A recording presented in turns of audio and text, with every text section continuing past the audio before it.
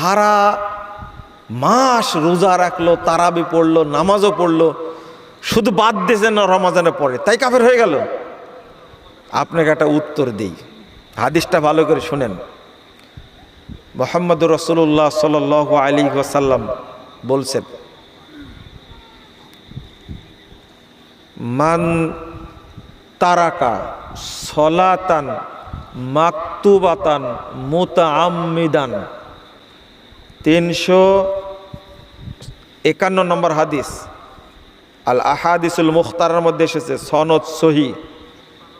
যে ব্যক্তি এক ওয়াক্ত সালাত ইচ্ছা করে ছেড়ে দিল, ফাকাদ খরাজা মিনাল মিল্লাহ, ওই ব্যক্তি ইসলাম থেকে খারিজ হয়ে গেল। ইসলাম থেকে খারিজ হলে জান্নাতি হয়ে যায় মনে হয় নাকি? বলেন তো, ইসলাম থেকে খারিজ হলে কি হয়ে যায়?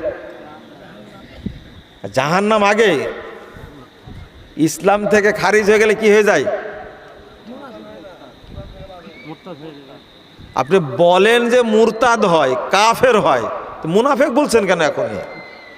ফাকাদ খরাজা মিনাল মিল্লাহ, ইসলাম থেকে বেরিয়ে যায়।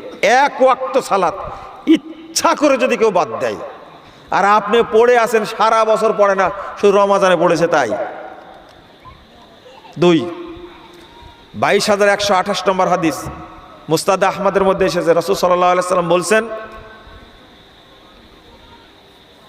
লা তাতরুকান্না সলাতান মাকতুবাতান মুতাআম্মিদান ফাইন্নাহু মান তারাকা সলাতা মাকতুবাতান মুতাআম্মিদান ফাকাদ বারিয়াত মিনহু যিম্মা।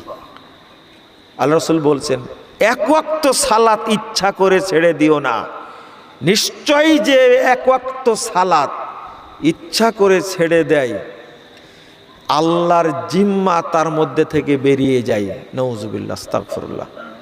কতগুলো হাদিস নেবেন? আর একটা হাদিস বলি, তাহলে এক ওয়াক্তের কথা বলছি। আজকে আসরের টাইম কয়টায় হয়েছে একটু বলেন তো দেখি?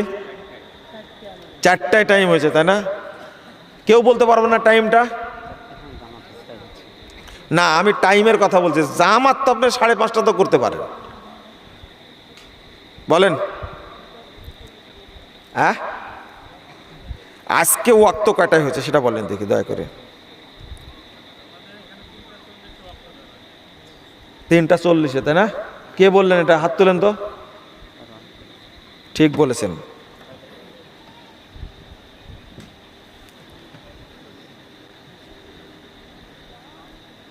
তিনটা আজকে ওয়াক্ত হয়েছে আসরের 3:36। কয়টায়? 3টা, আপনি 40 বললেন, কাছাকাছি। একটা জিনিস বুঝেন, আর জহরের ওয়াক্ত হয়েছে কয়টায়? কে বলতে পারেন? 12:30। ওয়াক্ত হয়েছে কয়টায়? 12:09। কত? 12:09। 12:09 শুরু হয়েছে, শেষ হবে 3:36। আপনি এর মধ্যে ফরজ সালাত জহরে 4 রাকাত পড়তে পারেননি, ইচ্ছা করে ওই শাশুড়ির সাথে গল্প করছিলেন, চাষটলে আড্ডা মারছিলেন, আপনার এখন 3:36 বেজে গেছে। কয়টা বাজছে এখন? কোন ওয়াক্ত বলেন তো দেখি? আসর। জহর পড়া হয়নি, কি করবেন এখন? উত্তর দেন, চট করে উত্তর দেন না, সহজ তো। হ্যাঁ,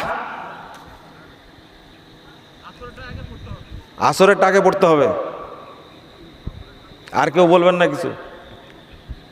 এই এলাকায় আমার ওয়াজ চলে না। না, শুনছে, কিন্তু এর আগে আসেনি তো মনে হয়। এই কালীগঞ্জে প্রথম আসলাম, কিন্তু কালীগঞ্জের মধ্যে এত আলো এটা জানতাম না। এই পুরো এলাকাটা নাকি আহলাদিস এলাকা, আলহামদুলিল্লাহ। শুনে তো হতবাক, নাম কালীগঞ্জ। শোনেন, এখন আপনি কি করবেন? জহর পড়া হয়নি, 3:36 বেজে গেছে, এখন কি করবেন আপনি? মাসালা কি? ইচ্ছা করে পড়েনি জহর। আমার কথা না বলে হাদিসের কথা বলি। মান তারাকা সলাতা ফারজিন ওয়াহিদাতিন, যে ব্যক্তি এক ওয়াক্ত ফরজ সালাত ছেড়ে দিল, মুতাআম্মিদান, ইচ্ছা করে, হাত্তা ইয়াখরুজা ওয়াক্তুহা, ইতিমধ্যেই ওয়াক্তটা বেরিয়ে গেছে, ওয়াক্ত পার হয়ে গেছে, ফাহুয়া কাফিরুন মুরতাদ্দুন, সে কাফের, সে মুরতাদ। এরা সাহাবীদের বক্তব্য। আমাকে বুঝান, আপনি যে বললেন আসর পড়বেন, কেমনে আসর পড়বেন? আপনি আগে কি করা লাগবে? আগে ইসলাম গ্রহণ করা লাগবে, তারপরে পড়বেন আপনি শুধু আসর, আর জহর নাই। এই জহর যদি আপনি 1000 বারও পড়েন, কোনো লাভ হবে না, কারণ আপনি ইচ্ছা করে বাদ দিয়েছেন। জটিল ব্যাপার, আপনি এত সহজ মনে করেছেন। এর নাম সালাত। এটা জাকাতের মতো না, সিয়ামের মতো না, হজ্জের মতো না। চাইলেন এবার হজ করবেন, আগামী বছর করেন। আপনি সিয়াম পালন করতে পারেননি, সামনে মাসে করে নিব, করেন।